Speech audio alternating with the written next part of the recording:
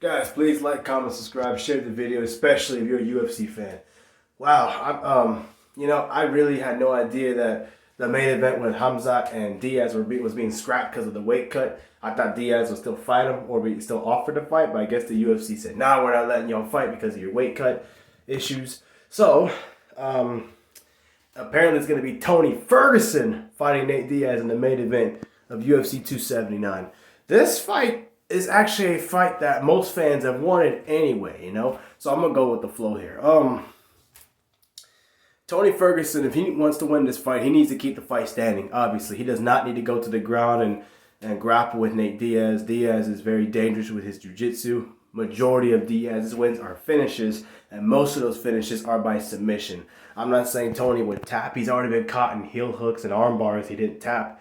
But it wasn't Nate Diaz doing it, No disrespect to Charles Oliveira or Benil Dariush, but yeah. Tony needs to keep the fight standing. He needs to get in Nate's face, bust him up, and unload. He's not going to get tired, so I think a 5-round fight would be fine for Tony Ferguson. As a matter of fact, if it's a 3-round fight, that would really go in Tony's favor. I don't think the rounds have been decided yet, but if it's a 5-round fight, I think he'll be okay. A 3-round fight, that would be better for Tony. That way he can unload for 3 rounds and keep the fight standing. Don't let Diaz take him down. For Diaz to win the fight, obviously, I think he can stand with Tony. He needs to pressure, get in his face like he's done with most of his fights. He needs to put Tony against the fence, keep Tony from having his way standing up. He needs to grapple with Tony. Since he's the bigger guy, I think he's going to be bigger despite the weight that they're both at welterweight. Diaz has been said to have been 180-something pounds on fight day if he's fighting at welterweight. So I think he'll be a little bit bigger than Tony. He needs to clinch Tony, use the boxing, shots to the body, wear Tony down, take Tony to the ground. And if he can't submit him, at least have the dominant positioning. I'm not saying win a boring fight, would be okay with a boring fight, because if this fight stays standing, I don't think he'll knock out Tony Ferguson. I know Michael Chandler knocked him out, but Michael Chandler knocks out a lot of guys. Nate Diaz has not knocked out people in his career like that. So I know I've said before, if you get knocked out once in MMA, it's easier to get knocked out again. Again, Nate has never knocked anybody out. So it's unlikely. So as far as who wins, it's really hard to pick a winner here because they both no. Diaz has nothing to lose. He can have this fight and leave. He doesn't care. He's already said this is the last fight of his contract. He doesn't want to be here anymore. Tony needs to win this fight. He's on a 4-fight losing streak. I know he's back at welterweight where he hasn't lost, but that's still 4 fights. If he loses again, he's probably going to get cut. So I think Tony Ferguson's going to win this fight. They're the same weight. Tony's better standing up.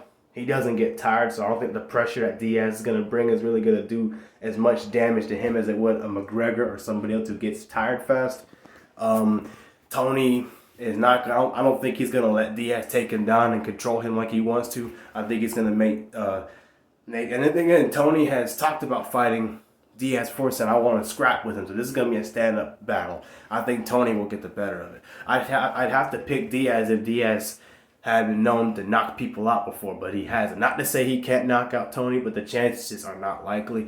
Tony's got a hard head. Tony can still fight. We saw that with his fight with Chandler. He was winning that fight up until he got knocked out.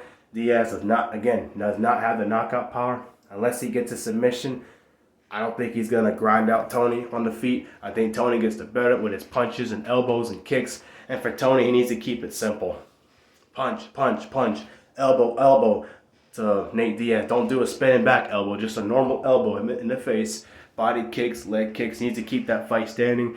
Because if he goes for something fancy on the feet with a spinning back fist or elbows, he might trip up and fall, and Nate might end up submitting him or keeping the fight to the ground and winning a round over him or 2. So yeah, but I think Tony gets a unanimous decision. I think this fight's going to be standing for the most part. Tony will just be better standing up. And again, Tony really needs this win. So Tony Ferguson by decision. Unanimous decision.